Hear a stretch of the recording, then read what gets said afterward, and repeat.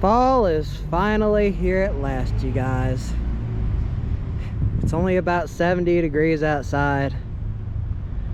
The sun is not blaring down like it normally is, although next week they say it's going to be like 90 degrees here in Cleveland, Tennessee.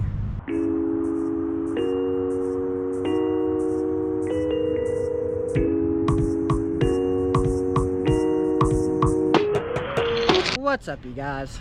Chet-Guthrie, the Dream Poet here, coming to you all from beautiful downtown Cleveland, Tennessee. Yes, we are in the central part of downtown. You see, a few years back they did a restoration project of the downtown part of the city. It was kind of run down. I think they started like redoing the downtown around 2008, I believe it was. But it's been an ongoing project. But anyway, guys, I just figured for this vlog we would check out downtown Cleveland, and we would check out a few places that I've been wanting to see. Like, for example, where we are today, since this is kind of the central area, there is a statue dedicated to the man who Cleveland, Tennessee is named after. But before we talk about that, I just figured I would say thank you all very much for the kind words and support. It makes me feel good. It's just like, I feel like it's been an uphill battle, and I feel like probably, I don't know, I've been feeling that I'm probably going to slow down sometime in probably sometime in January after this year is over.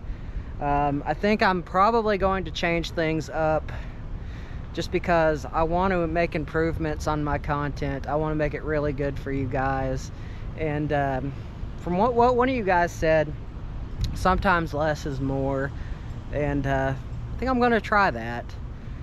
But like I said, thank you guys for the kind words, and just keep watching my videos. You know, it always means a lot, especially haunt season. There are a lot of cool things that I have in store for you guys that is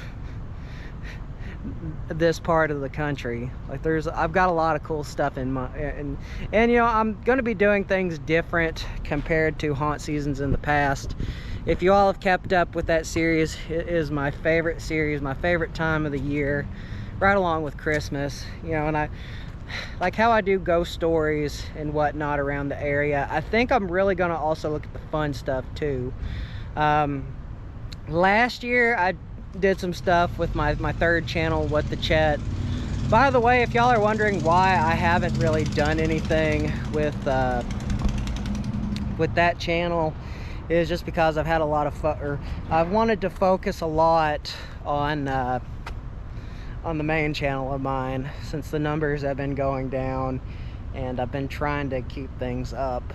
So anyway, the third channel and as well as my second channel are on hiatus. If you like trading card games and stuff, that's what DPM Gaming was. However, I mean, the difference with that one, why that one's on a hiatus, is I'm not sure if you have paid attention to the climate of Pokemon cards and Yu-Gi-Oh cards. Yu-Gi-Oh cards haven't really gotten all that bad, but Pokemon, that's what just made me break down and just go back to buying just single cards as they are. I'm not like, I mean, you can't even get like a pack of cards nowadays without having to pay $10. It's absurd. But anyway, guys, now that I've kind of just aired things out, I feel a lot better. Let's start this vlog. Let's check out downtown Cleveland. Now, as I was saying, this is the statue of Colonel Benjamin Cleveland. It is here in the courtyard area, or the park area of downtown Cleveland. If you're over the age of 21, CBC is also a cool hangout place. But anyway, this is how Cleveland, Tennessee got its name. Colonel Benjamin Cleveland. Yeah, this explains a bit more of the history behind that. Colonel Benjamin Cleveland, 1738 to 1806. Benjamin Cleveland was born in Virginia, last served in the North Carolina House of Commons, and led the Wilkes County battle militia at the Battle of Kings Mountain in October 7th, 1780. This battle was considered to be the turning point of the American Revolution in the South. And January 20th, 1838, the Tennessee State Legislature designated the settlement at Taylor's Place as the county seat of Bradley County and named it Cleveland in honor of Colonel Benjamin Cleveland, which is this guy right here. So, the more you know. That's how Cleveland, Tennessee got its name. But as you all saw, as mentioned, before it was called Cleveland, Tennessee, it was called Taylor's Place Springs. Or at least that's what the American settlers to the area called it. As you all know, at the time, prior to 1838, all of this was the Cherokee Nation. And before it was called Taylor's Place Springs, the Cherokee called this the Amoy District within the 8 districts of the Cherokee Nation. So, present day, it was called Cleveland. Before then, up until 1838, it was called Taylor's Place Springs by settlers and fur traders to the area. But to the Cherokee, up until the forced removal, the Trail of Tears, which still to this day has left a scar in this side. It still left a scar, I'll say that much. It was called the Amoy District. And one of these days, probably for Native American Heritage Month, we are probably going to look at the sites that used to be a part of the Cherokee Nation here in Bradley County.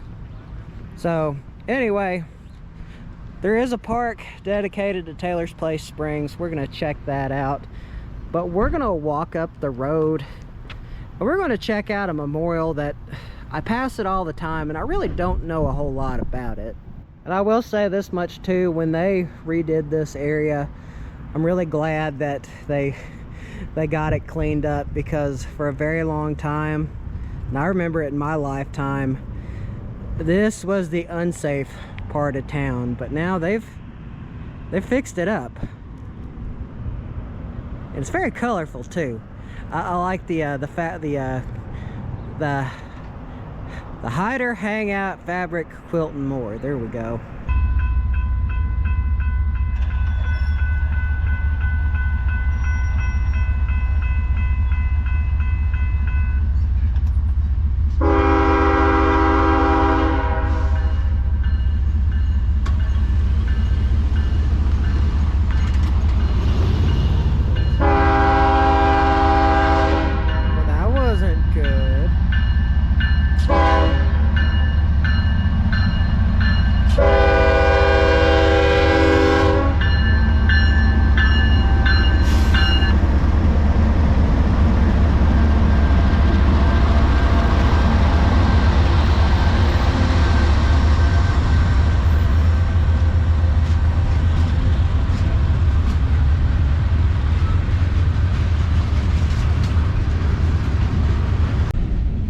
Now, I would have a final destination moment if I were to do something like that.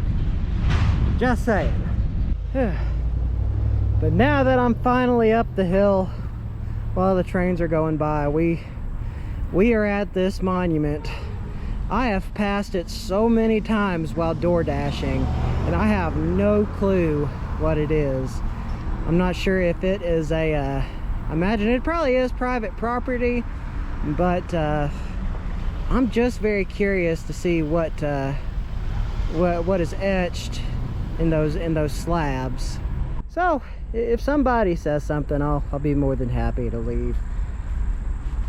But I do want to see what's written in this slab right here.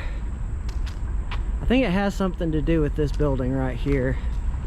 Let me see. The Tomlinson house, which is this house right here. But as for me and my house, we will serve the Lord.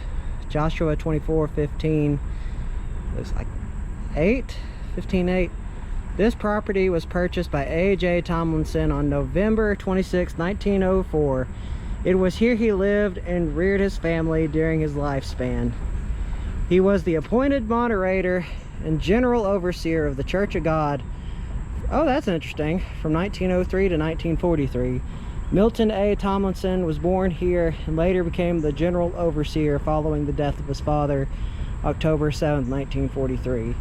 This marker is provided by the Church of Prophecy Marker Association. General Secretary, 1974. So that is fascinating. In this house, the oversight, I guess you would say the head honcho of the Church of God of Prophecy called this place home. And I mean, obviously somebody calls it home now, so I'm just not sure how far I can go to really see it. Maybe I'll go on the side of the road. But the more you know. I had no clue that this was here, and now officially I know what is written on this marker. Look at that beautiful angel. Overhead you've got the flag. No, that's not the American flag. I'm not really sure what it is exactly. Let me see what it says right here. Write the vision and make it plain upon tables. Habakkuk 2:2. In the memory of A.J. Tomlinson and the arise and shine of the last days of Church of God. On that Memorial Day, Saturday, June 13, 1903, in Cherokee County, North Carolina, in the home of W.F. Bryant Tomlinson, he arrived on June 12th and spent the night here. He later told of having a strange sensation that night. Early the next morning, after prayers and breakfast and the family urgency to find a place to pray, it was there that God revealed to him the light and true vision of the Church of God of the Bible, thus fulfilling Jeremiah 30:21. I will cause him to draw near, and he shall approach unto me. Who is this engaged his heart to approach unto me, saith the Lord. When he came back down, others had arrived to the meeting. They were known then as Holiness Church at Camp Creek. During the meeting, they said they took the whole Bible rightly divided, the New Testament as their only rule of faith and practice. The Spirit then moved in him, and he boldly proclaimed then, it makes the Church of God. To this they agreed, which was fulfillment of Psalms 132:6. Lo, we heard it at Epitaph. I think I'm pronouncing that. We found it in the fields of the wood, thus making him the first member to join the last days Church of God in the fulfillment of Isaiah 61. Arise and shine, for the light has come. The glory of God is risen upon thee. He came to the meeting by the providences of God, left as their pastor, and the vision of God gave him the mountain early that morning while prayer of the Church of God, that he was clearly loved, and gave the next 40 years of his life to her, the espoused bride of Christ. I was not disobedient unto the heavenly vision. And of course there's another angel, and here is Mr. Tomlinson and his wife. So it's like so I guess really if you just stop and take a breath, smell the roses, you'll see some incredible stuff. And here in the corner we have some more angels, and looks like there's a pretty nice little swing right there. So I guess people who currently own this house, looks like they do a really good job of taking care of it. So this house was built in 1904, and it was the overseer to the Church of God, or I think Church of God of End Times. Anyway, that is really fascinating. I'm kind of glad that I stopped here today then. And here's the front of the house. Okay, that's what the flag is. It's the Church of God's flag. It says right there, former home of A.J. Tomlinson, first general overseer of the Church of God. If y'all don't know what I'm talking about that sign right there.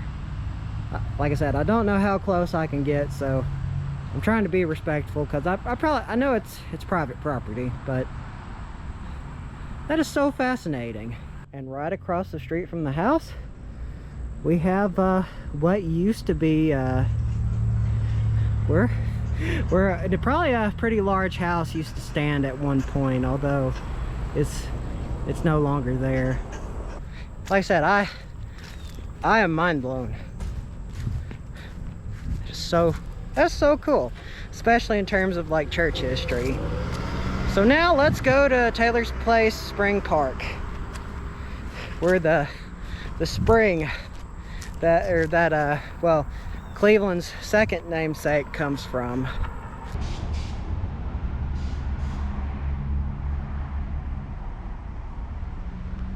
That is the most beautiful dumpster I have ever seen. And if you all are curious who did this, looks like it's at Charity Armo Our Connections at Main Street, Cleveland. Well, they sure did a good job, that's for sure. Like I said, that's the most beautiful dumpster I've ever seen. But we are finally here at Taylor Spring Park, here in downtown Cleveland. City of Cleveland, in recognition of Taylor Spring Park benefactors, Bradley County. And now this right here, this will tell you the history about Taylor Spring Park. A log cabin, if y'all don't know, it's like where the present day post office is here in Bradley County, Cleveland. That's where the house used to stand, and it was a dog trot cabin. But anyway, Andrew Taylor claimed to be the first citizen of Cleveland. His family had immigrated to America from Ireland in the early 18th century. Born about 1797 in eastern Tennessee, Andrew's parents were Thomas Taylor and Elizabeth Miller.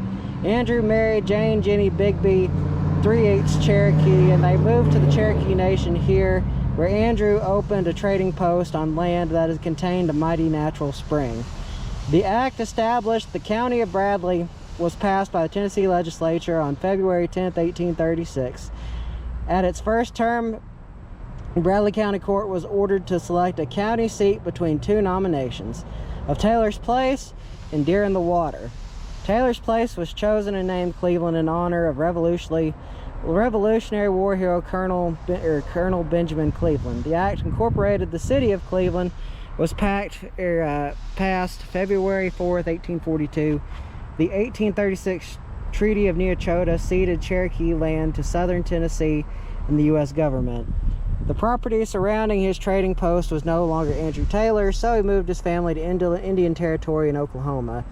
In 1855, the United States Treasury paid Andrew and David Taylor nearly $26,000 each for compensation for the 640 acres each was due to the right of their Cherokee wives. Andrew took the money and was never seen nor heard from again from his family. Okay then, that's really nice to know. But yeah, here's the legend. This is what his property looked like. They say for many, many years, people did not know where Taylor Spring was. Many people thought that it was lost to the hands of time.